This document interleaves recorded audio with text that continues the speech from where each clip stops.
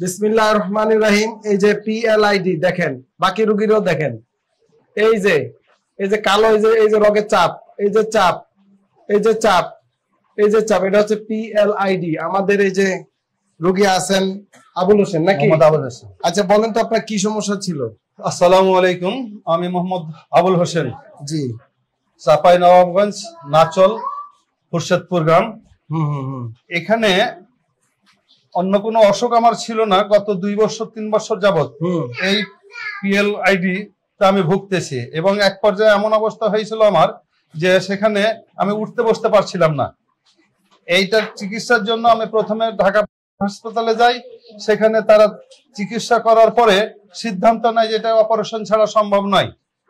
আমি তৎক্ষণাৎ আমার এক ভাইস্তা ঢাকা মেডিকেল কলেজ হাসপাতালে ডক্টর হিসেবে আছেন, তার শরণাপন্ন হয়। সেখানে ফিজিওথেরাপির একজন সহকারী অধ্যাপক রিপন শাহ, ওনার পরামর্শে উনি বললেন যে এটা অপারেশন করা লাগবে না, ফিজিওথেরাপির মাধ্যমে এটা আল্লাহ চাইতো আপনার নিরসন হবে। এবং সেই পরে আমি ওখানে 2-3 দিন পরে আর 2-3 দিন আর কি থেরাপি নিই। এক পর্যায়ে আমার ছোট ভাই ডিআইজি নজরুল ইসলাম, উনি এই বিপিআরসি এখানে কিন্তু আমার ওই ভাইবোর চিকিৎসা করেছিল, সেখানে উনি সুস্থ। সেই কারণে আমার ওই ছোট ভাই এখানে আমাকে নিয়ে এসে ডক্টর মোহাম্মদ শফিউল্লাহ নেতৃত্বে এই বিপিআরসি এখানে আমি চিকিৎসার জন্য সমস্ত রিপোর্ট গুলো তাকে দেখাই, এবং তিনিও আমাকে পরামর্শ দেন যে না, এটা ফিজিওথেরাপির মাধ্যমে এটা আপনার ক্লিয়ার হবে। এখানে আমি প্রায় 10-12 দিন আউটডোরে আমি এইটার ফিজিওথেরাপি নিই, এবং তখন দেখি যে আমি মোটামুটি অর্ধেক সুস্থ। পরে সিদ্ধান্ত নিলাম আমি 5 দিন এখানে কন্টিনিউ ভর্তি হয়ে থেকে এখন আল্লাহর রহমতে ওনাদের ওসিলায় আল্লাহ সমস্ত আমাকে সুস্থ রেখেছে।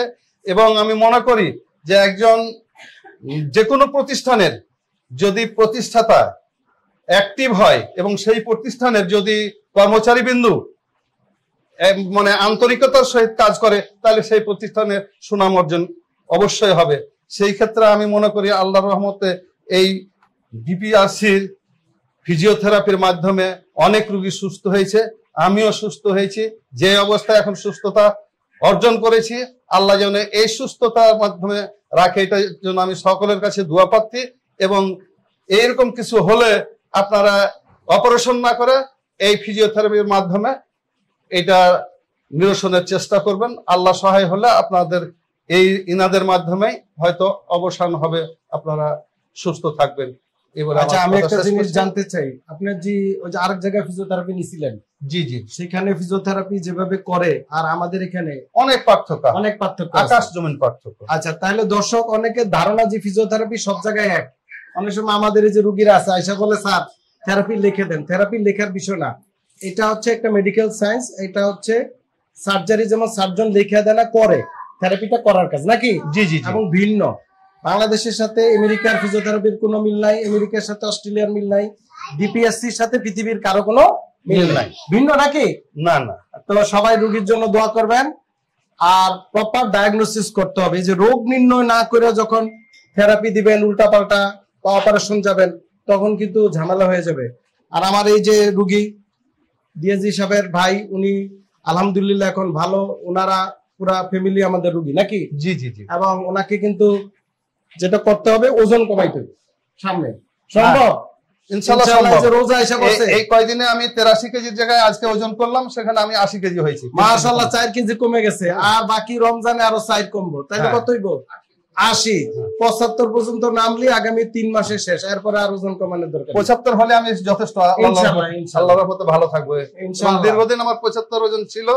আমার এর আগে কোনো অসুখ নাই, শুধু এই মাত্র একটি অসুখের জন্য আমি মানে নাজেহাল অবস্থা হয়ে গেছিল। আল্লাহ চাইতো আমার দেহে একটা জিনিস হয়েছে যে সমস্ত কিছু আমি মানে টেস্ট করার পরে এই একটা রোগ ছাড়া আর অন্য কোনো রোগ আমার দেহে নাই। আর এটাও আল্লাহর রহমত, ইনাদের মাধ্যমে আমি এখান থেকে পরিত্রাণ পাবো এবং পেয়েছি। ঠিক আছে, ওনার জন্য দোয়া করবেন, আমাদের সকলে আমার জন্য দোয়া করবেন।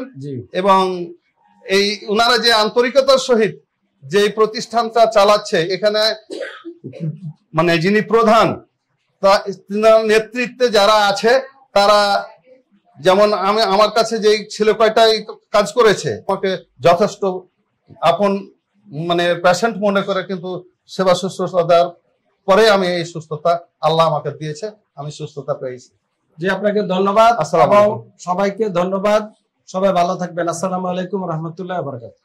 ডিপিআরস লিমিটেড, আস্থা, বিশ্বাস ও নির্ভরতায় অবিচল।